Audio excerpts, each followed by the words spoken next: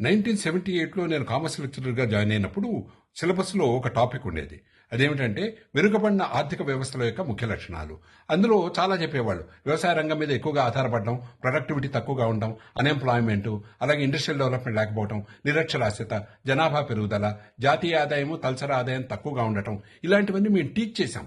దానికి ఉదాహరణగా ఇండియా, చైనాని చెప్పేవాళ్ళు అప్పట్లో. ఆ తర్వాత 1991లో పివి నరసింహరావు గారు ప్రధానమంత్రిగా, మన్మోహన్ సింగ్ గారు ఆర్థిక మంత్రిగా ఉన్న రోజుల్లో లిబరలైజేషన్, ప్రైవేటైజేషన్, గ్లోబలైజేషన్ అనే పాలసీని గవర్నమెంట్ అడాప్ట్ చేసింది.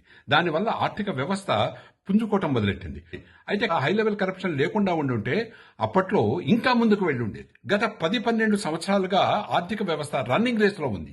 ఎన్నో కంట్రీస్ ని దాటుకుంటూ ఓవర్టేక్ చేసుకుంటూ వెళ్లి 4వ స్థానంలో ఉండి 3వ స్థానానికి వెళ్లబోతోంది. కాబట్టి మిత్రులారా, మంది డెడ్ ఎకానమీ కాదు, రన్నింగ్ రేస్ లో ఉన్న ఎకానమీ. ఎవరు ఎన్ని అన్నా మన ఆత్మస్థైర్యాన్ని మనం నిలబెట్టుకోవాలి.